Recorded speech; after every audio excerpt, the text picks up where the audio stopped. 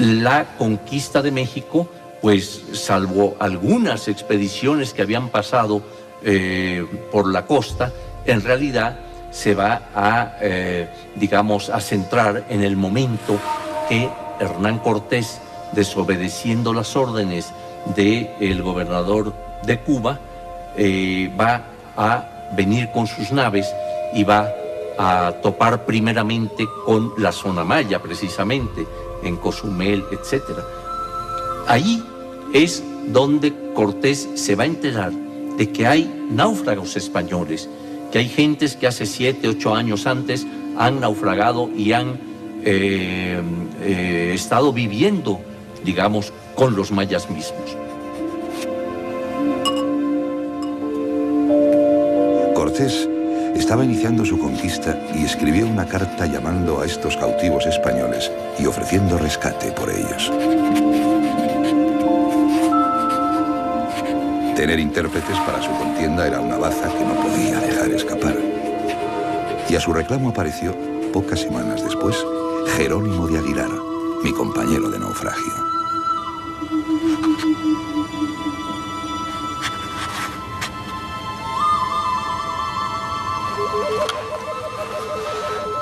¿Quién sois? Jerónimo de Aguilar, señor. Natural de Écija. Cortés interrogó a Aguilar sobre su procedencia y este le narró su historia, la del naufragio, la de sus años de cautiverio. Y luego le habló de mí.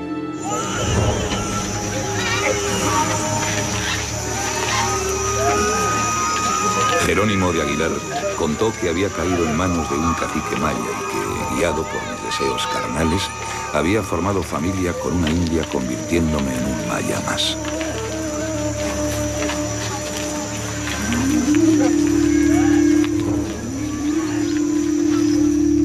Según narraron los cronistas, Aguilar contó que en mi caída hacia la degradación había acabado por formar parte de la sociedad maya, había aceptado ser parte de ellos, teniendo hijos con una india, e incluso había terminado por asesorar militarmente al cacique Nachan Khan, que me tenía prisionero. Para los españoles que le escucharon, me había convertido en un traidor, un idólatra y, en definitiva, un salvaje y un enemigo. López de Gómara, naturalmente, que era el capellán de Cortés, estaba a sueldo de Cortés y el objetivo de su obra es fundamentalmente poner de relieve la hazaña cortesiana.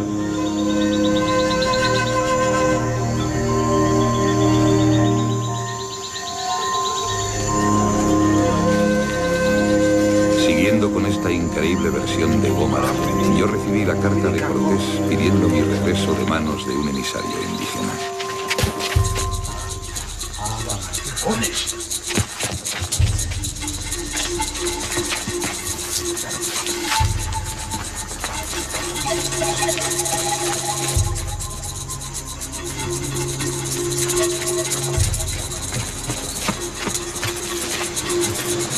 Según relata en su crónica, rechacé la oferta porque durante este tiempo de cautiverio me había convertido en maya y me daba vergüenza que me vieran tatuado, horadado y pintado como un indio. Vergüenza. Como si hubiera que avergonzarse de ser un jefe militar maya.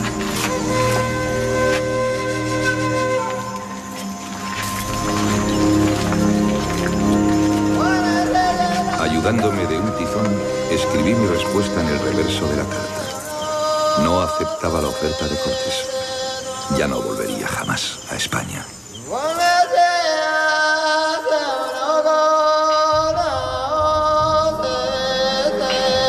Lope de Gómara inventó toda esta historia.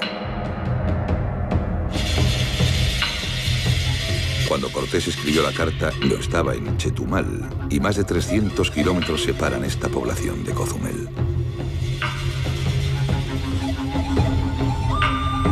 Cortés había dado un plazo de 8 días para mi contestación. ¿Cómo iba a recibir la carta y contestar? Habrían hecho falta más de 15 días para mandar un emisario a buscarme a pie y que volviera con mi respuesta. Claro que esta no es la única versión.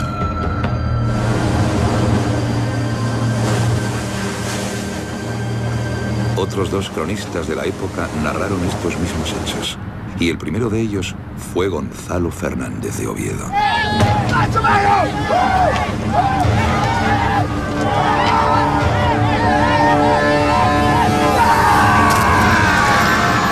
Fernández de Oviedo, el primero que escribió sobre mí, también contó que, tras el naufragio, los indios que encontramos en la playa nos atacaron y arrancaron el corazón al capitán Valdivia y a otros 4 españoles, aunque no hizo mención al canibalismo.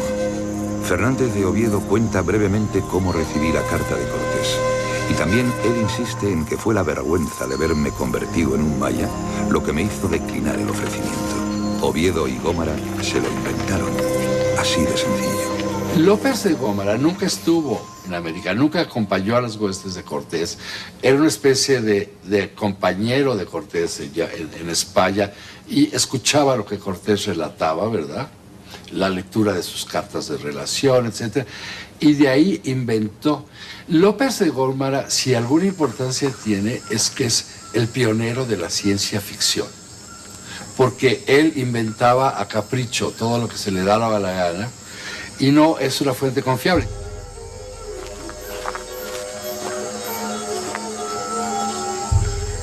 Queda una tercera versión, la de Bernal Díaz del Castillo, el único cronista que fue testigo del encuentro de mi compañero Jerónimo de Aguilar con los hombres enviados por Cortés para encontrarnos.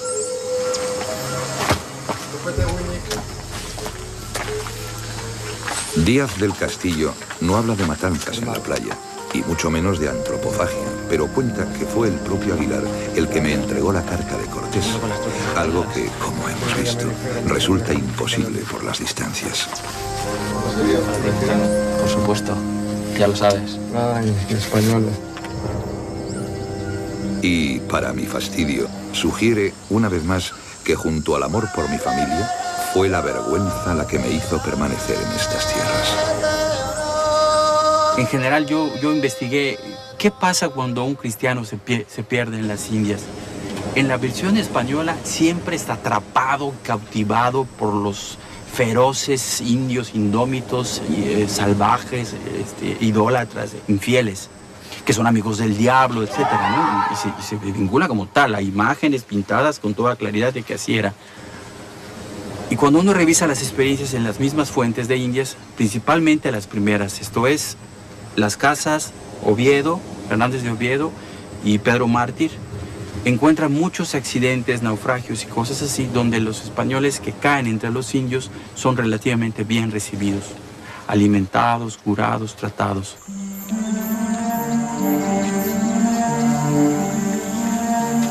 ¿Qué pasó realmente?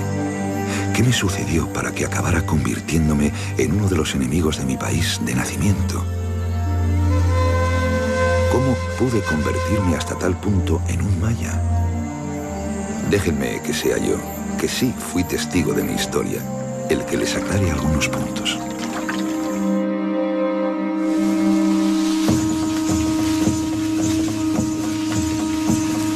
Después de hacernos prisioneros, pasamos largos meses de cautiverio. Los Tutul Xiúes, otro grupo maya, nos arrebataron de su tribu enemiga, los Cocones, los que nos habían apresado en la playa.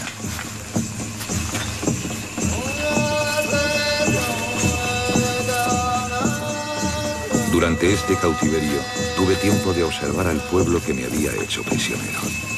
Descubrí que su cultura debía remontarse siglos atrás.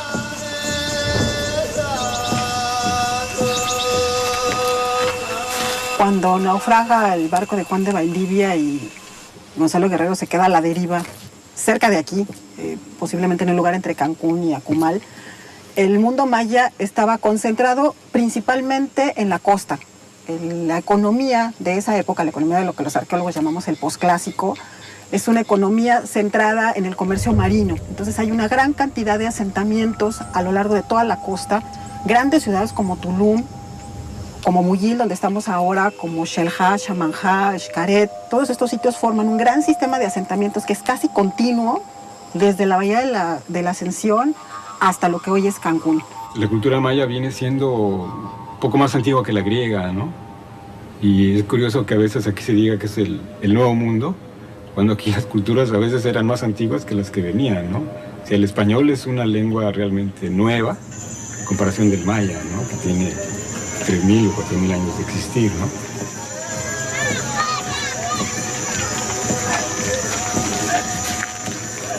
Los mayas me fascinaron.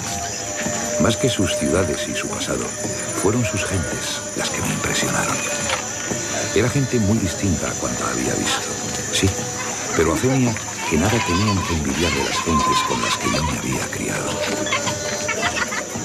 A mí lo que más me gusta del personaje de Gonzalo Guerrero es su proceso de evolución personal en su estancia. Porque él venía del Darién, de una experiencia muy desagradable, con mucha muerte, mucha violencia, quemas de aldeas, muchas muertes de sus amigos. Muy probablemente venía con mucho temor a volver a caer en un lugar así. Sin embargo, se queda y empieza a tener tiempo y empieza a ver que, bueno, no se lo comieron y tienen hijos. Y empieza a ver una especie de tocar fondo a ese fanatismo que se había desarrollado normalmente a la guerra, y él se da cuenta que la otra gente es como él y que no era una guerra santa contra alguien mortalmente diabólico ni nada por el estilo. Era gente común y corriente, de alguna manera diferente, etc. Y él puede darse cuenta de esta diferencia y empieza a experimentarla. Donde hasta entonces solo había visto salvajes, comencé a ver personas, familias. Sin darme cuenta, mi odio hacia ellos comenzó a dejar espacio a la admiración.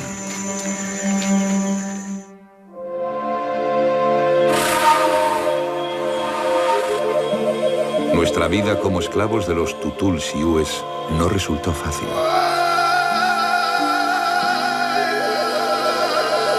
Taxmar, su jefe, era un hombre recto, pero nos entregó a Teón, su sumo sacerdote. Y Teón era un hombre cruel. Cuando Taxmar dejó de ser nuestro amo, Teón nos hizo trabajar hasta que solo Aguilar y yo quedamos con vida. Las fatigas del trabajo diario a punto estuvieron de acabar con nosotros también.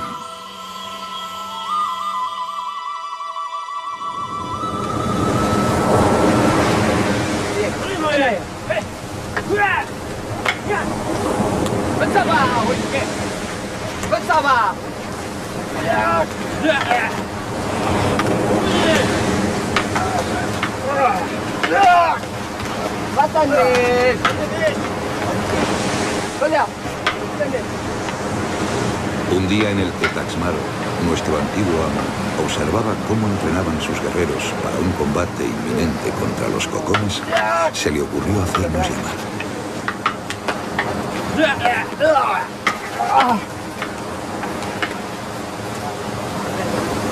Quería preguntarnos por nuestra forma de ver la guerra, nuestra manera de luchar contra nuestros enemigos. Y yo ya había aprendido algo de la lengua maya. Bate magentilum, mete que való. Ichilón, traca. Humo doy tatugüey. De Castilla. El Ugmok, Purbatay, Kubuchu, Televeida. Humo doy, Abatei. Mismahu Yontek. Sansa Matin, Kubuchu. Sansa Makin, Seimeitik. Peki me bishuli meta. Naramazo Jejelak. Da igual. Con diablo.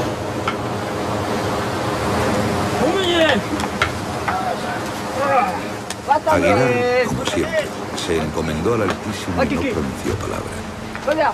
Pero yo recordé a los hideputa que asesinaron a Valdivia y los demás en la playa, y acercándome a los guerreros, les hablé de algunas técnicas elementales del arte de la guerra.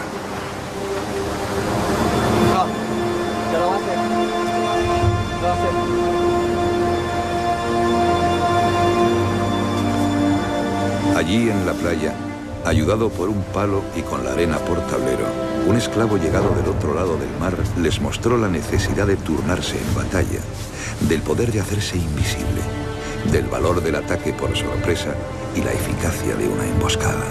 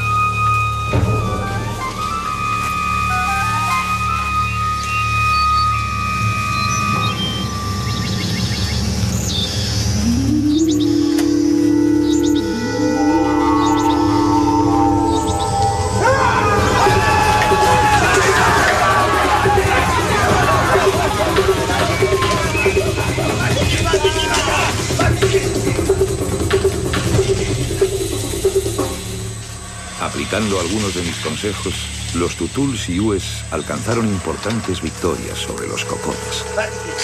El honor de mis compatriotas muertos en la playa estaba vengado. Y, sin buscarlo, mi reputación entre los mayas fue creciendo.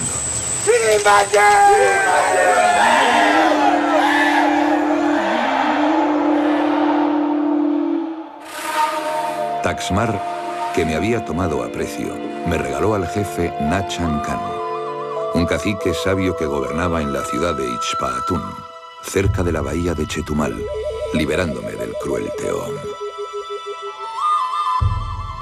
Eso iba a suponer un gran cambio en mi vida y me iba a separar para siempre de Jerónimo de Aguilar. A pesar de lo que contaron algunos cronistas, jamás volví a verle. Me habían aceptado entre los mayas, pero no fue el respeto y admiración por este pueblo y su cultura lo que cambió definitivamente mi vida, sino algo mucho más sencillo, poderoso y universal. Se llamaba Sasilja. Cuando la vi por primera vez, pensé que todas las penalidades que había pasado desde que embarqué hacia las Indias habían merecido la pena. Ahem.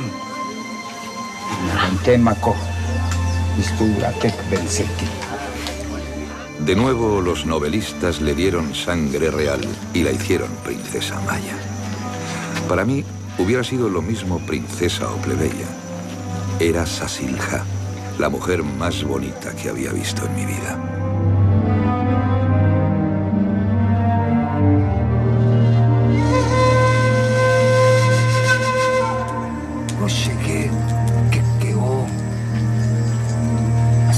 Toto, Cocubé, Eclectric, Chao, Hachinohoch, Chenchico, Chone. Sasilja se convirtió en mi obsesión. Hach, Chenchile, Che, Lilihoval, Che, Balam, Susita, Kikeo.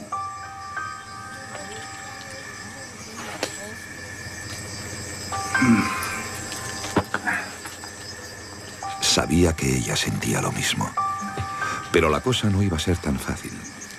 El padre de Sasilja también notó nuestro mutuo interés y puso condiciones a su hija. Si yo quería formar familia, entrar en la sociedad de los tutul-siúes, debía aprender a conocer y respetar la tierra y el mundo de los mayas. Pues yo creo que igual que para todos los pueblos mesoamericanos y muchos de los pueblos preindustriales del mundo, el tener toda una serie de seres sobrenaturales pues es un concepto básico para entender el universo y el cosmos.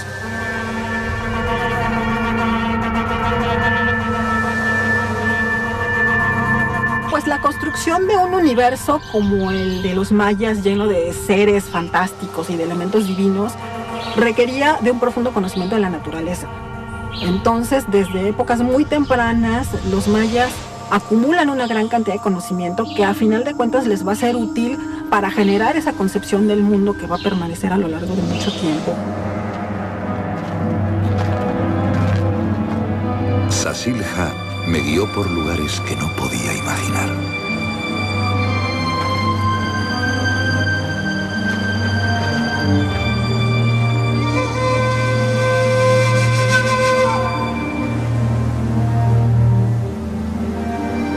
Los orígenes de esta civilización se remontaban más allá de los de aquella de la que yo procedía. Las ciudades olvidadas que encontré en aquel viaje me hablaban de siglos de conocimiento y desarrollo. Y, sin embargo, aquel pueblo estaba unido a la tierra por lazos invisibles que yo no podía entender. Al principio, el viaje me resultó emocionante por la compañía de Sasilja. Pero según fue pasando el tiempo, algo diferente fue calando en mi interior.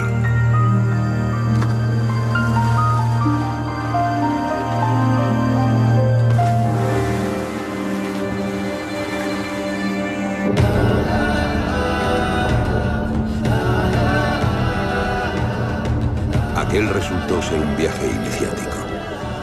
Tenía que abrir mis ojos al mundo que me rodeaba para ser capaz de entender el mundo maya, sus dioses, sus demonios, sus miedos.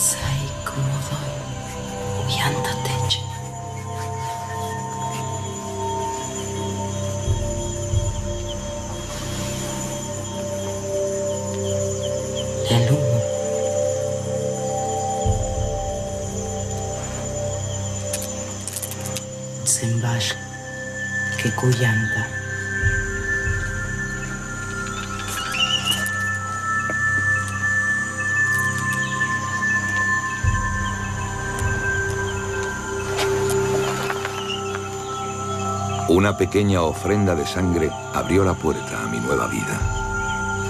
La mujer de Gonzalo Guerrero va a jugar un papel muy interesante porque vemos cómo ella, cuando Jerónimo de Aguilar llega a invitarlo para que se una a las naves de Cortés, ella le reprocha y le dice que se vaya, lo que implica que, pues que tiene una presencia fuerte ahí.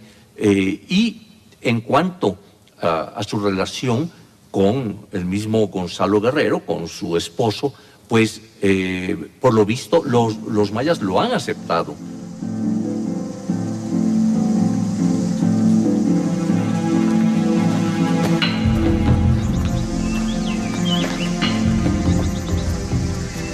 Mi iniciación no había acabado. Después de los días con Sasilja en la selva, acompañé a su padre a ver los confines del mundo.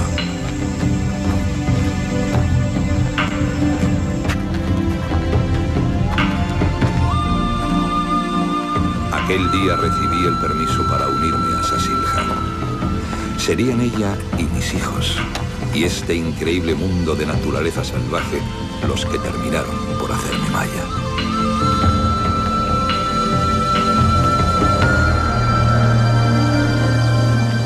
Al otro lado del mar, mi pasado y mi país se desdibujaban. Lo que no podía imaginar era que la paz en mi nuevo mundo iba a durar muy poco.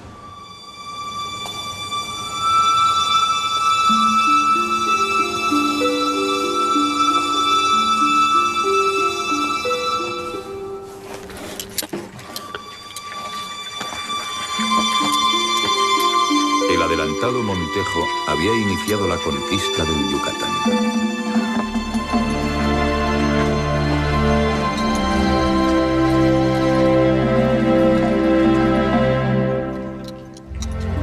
Hasta entonces, yo había ganado reputación con los mayas, enseñándoles estrategia bélica contra sus enemigos indígenas. Pero ahora, un nuevo enemigo amenazaba a los mayas, a mi pueblo, a mi familia, a mis hijos.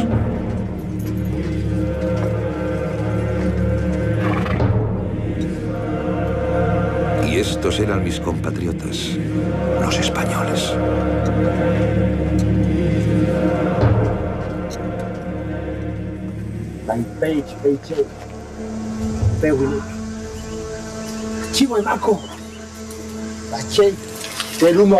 Tenía que hacer algo ante la seguridad de lo que se avecinaba.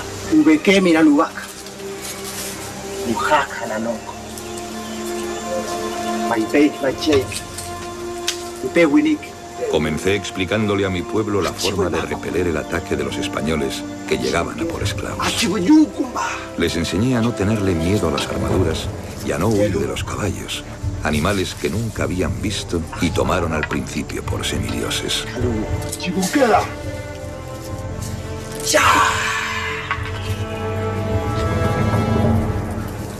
Les enseñé, en suma, a defenderse de aquellos que pretendían robarle sus tierras y acabar con su cultura.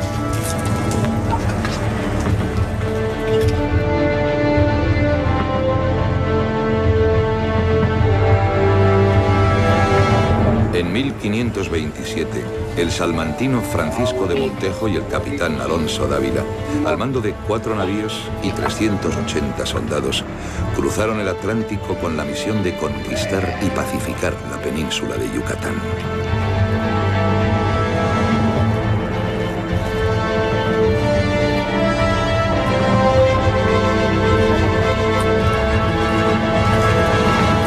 Al enterarse de mi existencia y de la resistencia que había ofrecido a Grijalva, a Francisco Hernández de Córdoba y al mismísimo Cortés, Montejo me envió una misiva.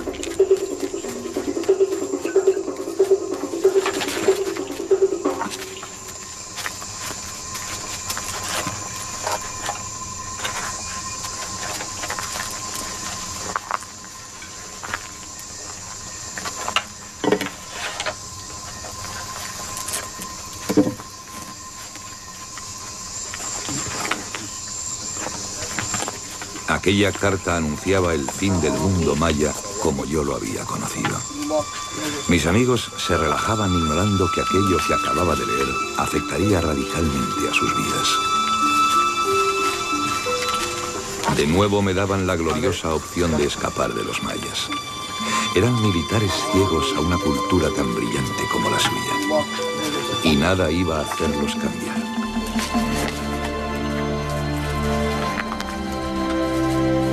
Así que por toda respuesta preparé a los míos.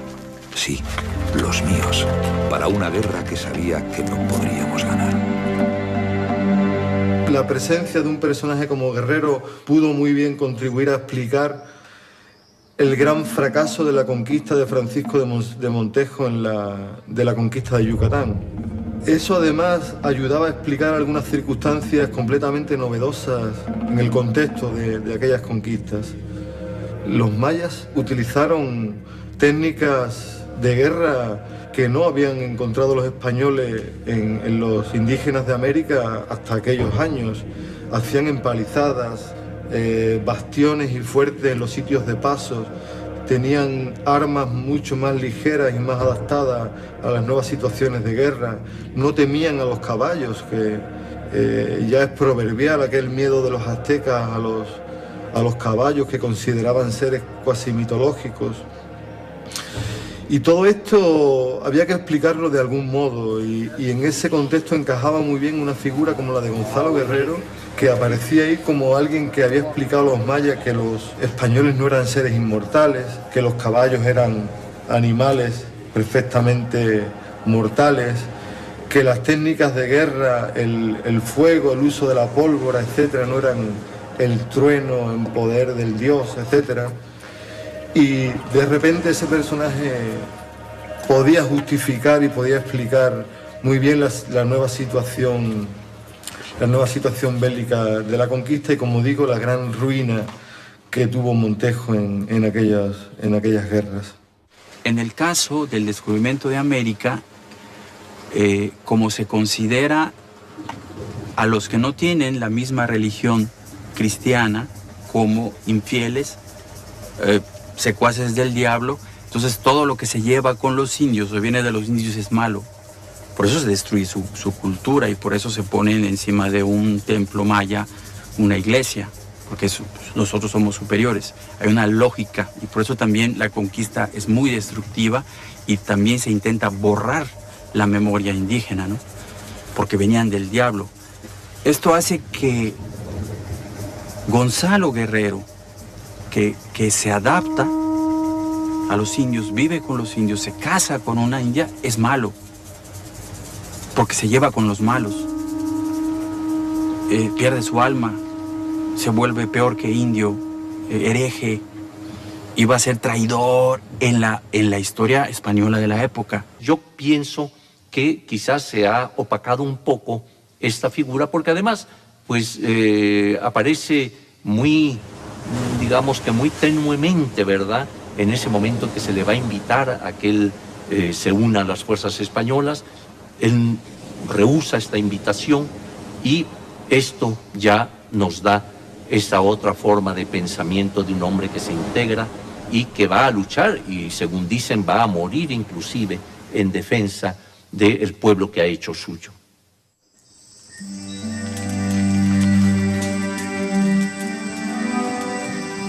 Yo por entonces me sentía enteramente maya. Aquí tenía mi familia, mis hijos, mi vida. Cuando llegué a casa aquella noche, mi mujer, Zasilja, leyó en mi ánimo lo que se avecinaba, aquello que habíamos estado temiendo.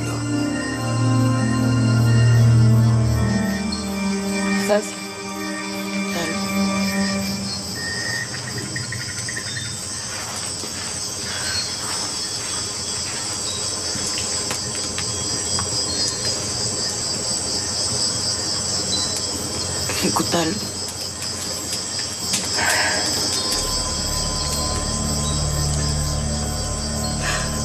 Cájale el humo. Tiantanwick. Tusicale.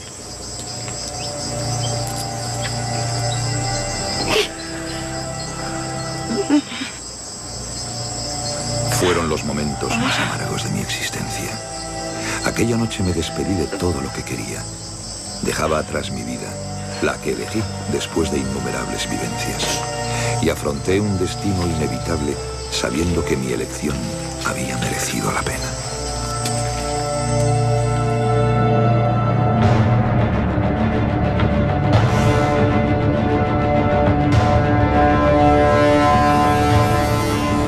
Mi historia llegaba a su fin. Los españoles luchaban en el sur contra otros mayas. Al mando de 50 canoas, dirigía a mis guerreros hacia la actual Honduras para ayudar a Xisimba el Batab, el gobernador de aquella región. Dejaba atrás una tierra que me adoptó y que amé hasta dar la vida por ella. Dejé a mi mujer por la que renegué de mi pasado y mis creencias. Y dejé lo único trascendente que una persona puede dejar en esta efímera vida. Mis hijos, los primeros mestizos entre dos mundos.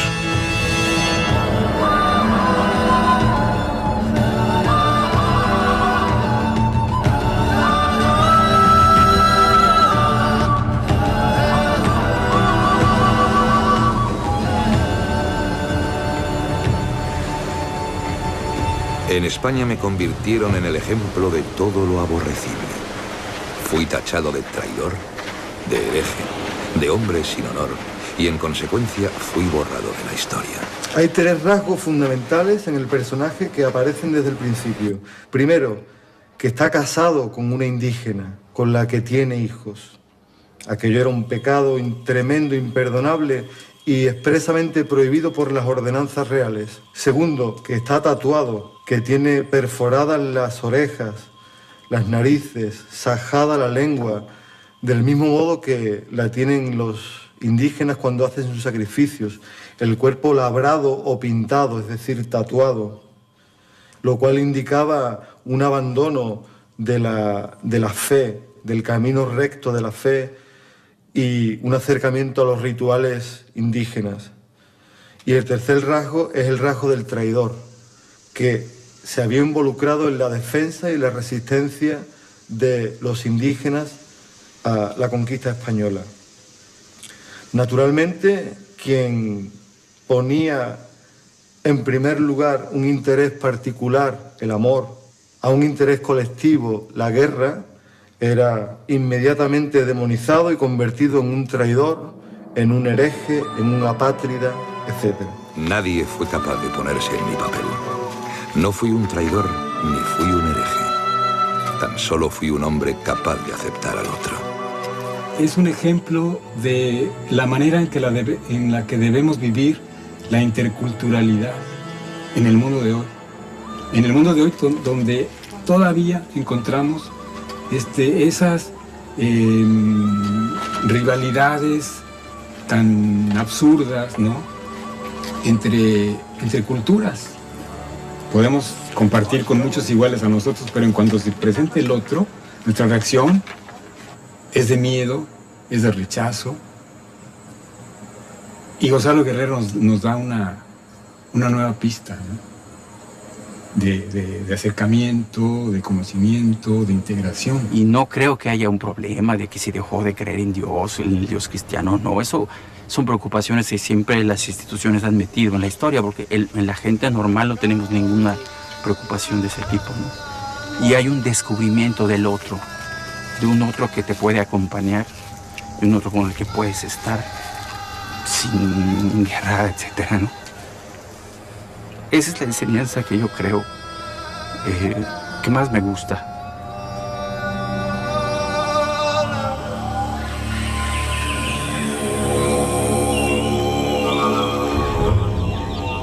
Volvemos al lugar en el que empezamos mi historia y acabó mi vida.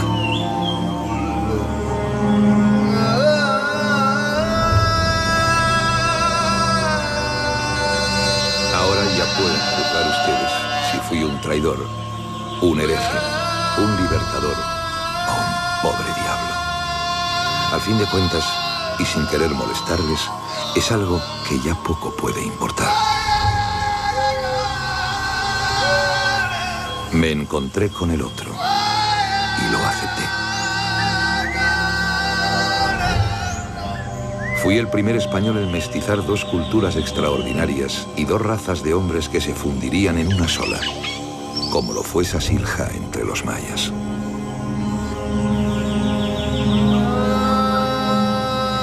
Siempre creí estar haciendo lo correcto, pero aquí, rodeado de los cadáveres de tanto compatriota mío, hermanos de un lado y otro del Atlántico, no puedo dejar de pensar en lo ciegos que nos hace el orgullo.